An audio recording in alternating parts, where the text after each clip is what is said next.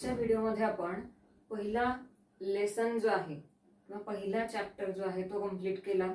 आता या व्हिडिओमध्ये आपण काय करणार आहोत, पॅरलल लाईन्स या सेकंड चॅप्टरला सुरुवात करणार आहोत.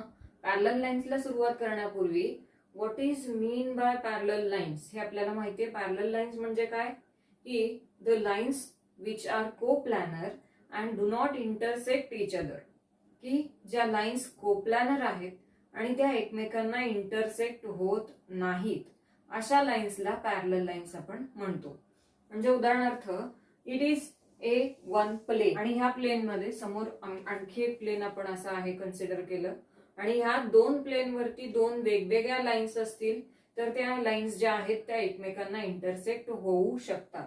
Here it is a one line in a plane, this plane, and one line is in this plane. समजा दुसरी लाईन जी आहे ती ह्या प्लेन मध्ये, तर ह्या दोन लाईन ज्या आहेत त्या एकमेकांना काय होऊ शकतात, इंटरसेक्ट होऊ शकतात. त्याच पद्धतीनं जशी हे प्लेन एकमेकांना इंटरसेक्ट होऊ शकतात तसेच त्या लाईन सुद्धा एकमेकांना इंटरसेक्ट होऊ शकतात. पण आपल्याला पॅरलल लाईन्सच्या डेफिनेशन मध्ये काय म्हणलंय की the lines which are coplanar, एकाच प्लेन मध्ये असणाऱ्या लाईन्स ज्या आहेत की ज्या एकमेकांना इंटरसेक्ट होत नाहीत अशा लाईन्सला काय म्हणायचं, पॅरलल लाईन्स म्हणायचं. इथे एक लाईन आहे आणि ह्याला ही पॅरलल दुसरी लाईन आहे. ह्याला ही लाईन अशी आहे की या दोन्ही लाईन्स एकाच प्लेन मध्ये आहेत आणि त्या पुढे जाऊन एकमेकांना इंटरसेक्ट होत नाहीत, म्हणजेच ह्या कसल्या लाईन्स आहेत, पॅरलल लाईन्स आहेत. तर पॅरलल लाईन्स ज्या आहेत ही कन्सेप्ट पाहण्यासाठी आपल्याला माहितीये आपल्या घराच्या खिडकीला जे गज असतात ते गज सुद्धा कसे असतात, पॅरलल असतात. त्या पद्धतीनं समजा आपण असं कन्सिडर केलं की suppose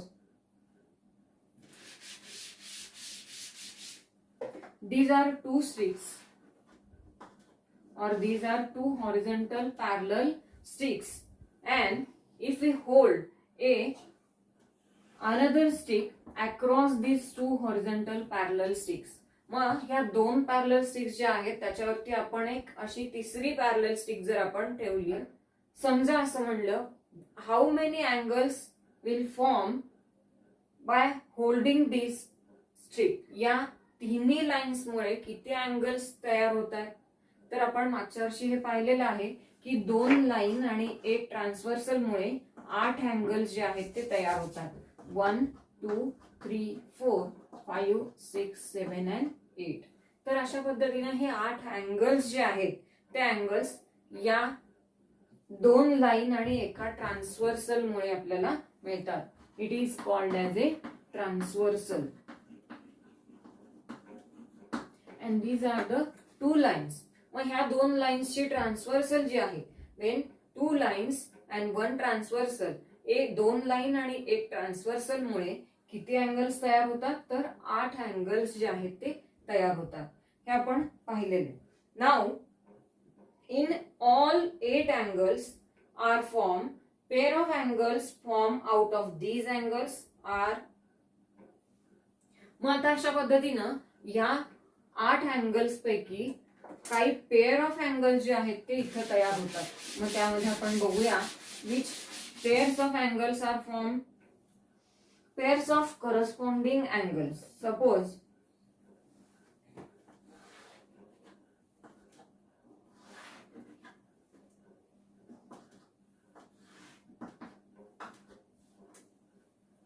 let these angles are called as A, B, C, D, E, F, G and H.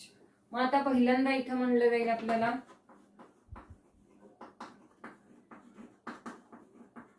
Pair of corresponding angles. Which are the corresponding angles, की करस्पॉन्डिंग अँगल्स कशाला म्हणायचं, अँगल ए चा करस्पॉन्डिंग अँगल कोणता असणार आहे, angle E, की ट्रान्सव्हर्सलच्या एकाच बाजूला असणारे हे अँगल्स आहेत, त्यामुळे ह्याला काय म्हणायचे, करस्पॉन्डिंग अँगल्स म्हणायचे. त्याच पद्धतीनं angle B and angle F.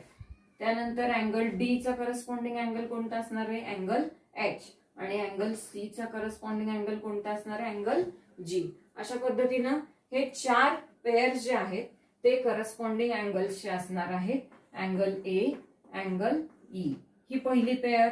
त्यानंतर दुसरी पेअर कोणती असणार आहे? Angle D and angle H. तिसरी पेअर कोणती असणार आहे? Angle B and angle F. And fourth pair is angle C and angle G. These are the 4 pairs of corresponding angles. त्यानंतर आणखी आपल्याला पेअर ऑफ अँगल्स कोणते मिळतील? तर pair of alternate angles and pair of interior angles. तर alternate angles जे आहेत ते परत 2 प्रकारे आपल्याला माहिती आहेत. Alternate interior angles and alternate exterior angles. Alternate angles जे आहेत ते ट्रान्सव्हर्सलच्या अपोजिट साइडला असतात. हे आपण मागच्या वर्षी पाहिले. मग आता इथे अल्टरनेट अँगल्सच्या पेअर कोणते कोणते असू शकतील? तर हिअर अँगल डी चा अल्टरनेट अँगल कोणता असणार आहे? अँगल एफ असणार आहे. त्याच पद्धतीनं अँगल सी चा अल्टरनेट अँगल कोणता असणार आहे? अँगल ई असणार आहे. These are the interior alternate angles. या 2 लाईन्सच्या इंटेरियर पोर्शन मध्ये हे अँगल्स आहेत, म्हणून याला काय म्हणायचं? These are the interior alternate angles. And which are the exterior alternate angles? These are angle A चा एक्सटिरियर अल्टरनेट अँगल कोणता असणार आहे? Angle G. त्याच पद्धतीनं अँगल बी चा अल्टरनेट एक्सटिरियर अँगल कोणता असणार आहे? Angle H. Therefore right here pair of alternate interior angles. First pair is angle D, angle F. Second pair is angle C and angle E. Then similarly, pair of alternate exterior angles. First pair is angle A and angle G. And second pair is angle B and angle H. These are the alternate exterior angles. Interior angles जे आहेत ते काय असतील?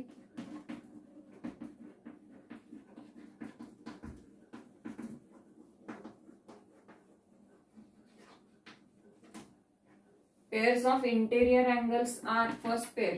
Interior angles म्हणजे काय? की the interior angles which are formed at one side of a transversal. ट्रान्सव्हर्सलच्या एकाच साइडला तयार होणारे जे अँगल्स आहेत त्याला आपण इंटेरियर अँगल्स असं म्हणतो. Angle D and angle E. And second pair is angle C and angle F. These are the interior angles of a transversal. म्हणजे ट्रान्सव्हर्सलच्या एकाच बाजूला तयार होणारे हे इंटेरियर अँगल्स असतात. अशा पद्धतीनं आपल्याला पेअर ऑफ करस्पॉन्डिंग अँगल्स माहिती आहेत, पेअर ऑफ इंटेरियर अँगल्स माहिती आहेत आणि पेअर ऑफ अल्टरनेट अँगल्स सुद्धा माहिती आहेत. तर यावर्षी अल्टरनेट अँगलचे फक्त आपण 2 प्रकार बघितले, alternate interior angles and alternate exterior angles. तर अशा पद्धतीनं हे अँगल्स जे आहेत ते आपल्याला माहिती आहे. Now let us study some properties of angles form by parallel lines and their transversal. की 2 पॅरलल लाईन आणि ट्रान्सव्हर्सल मुळे तयार होणारे जे अँगल्स आहेत त्या अँगल्सच्या प्रॉपर्टीज आता आपल्याला पाहायच्या.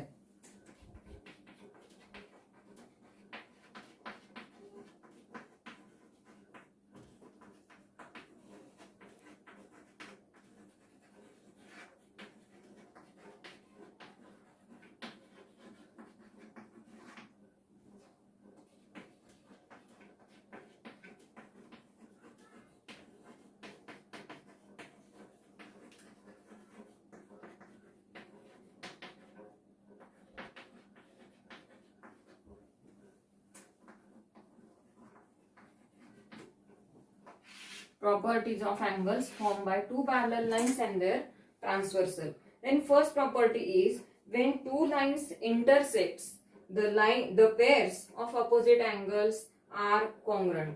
जेव्हा कोणत्याही 2 लाईन एकमेकांना इंटरसेक्ट होतात तेव्हा तयार होणारे अपोजिट अँगल जे आहेत ते काय असतात? कॉन्ग्रंट असतात. When 2 lines are intersect each other, then form opposite angles are congruent to each other. ही झाली पहिली प्रॉपर्टी. ती पहिली प्रॉपर्टी आपण पाहिली, opposite angles are congruent. Short मध्ये मी हे प्रॉपर्टीज लिहिते. Then second is the angle in a linear pair are supplementary. Angle in linear pair are supplementary म्हणजे की लाईन आणि त्याची ट्रान्सव्हर्सल, त्यामुळे तयार होणारे जे अँगल्स आहेत लिनियर पेअर जे आहेत, तर ते लिनियर पेअर कसे असतात, सप्लिमेंटरी असतात. It means that the sum of measures of these angles is of 180 degree. मग it is a second property. The linear pair angles are supplementary. Then third property is when one pair of corresponding angle is congruent, then remaining all pair of corresponding angles are congruent. जेव्हा एक pair जी आहे ती corresponding अँगलची congruent असते, तेव्हा राहिलेल्या इतर 3 pair सुद्धा काय असतात, कॉन्ग्रंट असतात. अशा पद्धतीनं ही तिसरी property, corresponding angles are congruent. एक पेअर कॉन्ग्रंट असली की बाकीचे सुद्धा तिन्ही पेअर जे आहेत त्या काय असतात, कॉन्ग्रंट असतात. Now fourth property is when one pair of alternate angles is congruent. Alternate angles ची एक पेअर जर कॉन्ग्रंट असेल तर इतर राहिलेल्या पेअर सुद्धा काय असतात, कॉन्ग्रंट असतात. म्हणून ती प्रॉपर्टी काय असेल, alternate angles are congruent. And fifth property is when one pair of interior angles on one side of transversal is supplementary, then the other pair of interior angles is also supplementary. म्हणजे interior angles are supplementary. तर अशा पद्धतीनं या 4-5 properties ज्या आहेत त्या parallel lines आणि transversal मुळे तयार होणाऱ्या ज्या आहेत त्या अँगल्सच्या ह्या प्रॉपर्टीज आहेत. आणि ह्या प्रॉपर्टीज ज्या आहेत त्या आपण काही थिअरम्स किंवा टेस्टच्या साह्याने ज्या आहेत त्या प्रूव्ह करणार आहोत. आता ते जे आहे ते आपण नेक्स्ट व्हिडिओमध्ये पाहणार आहोत. The theorem of interior angles म्हणजे इंटेरियर अँगल्सची जी प्रॉपर्टी आहे ती प्रॉपर्टी आपण थिअरमच्या साह्याने काय करणार आहोत, प्रूव्ह करणार आहोत.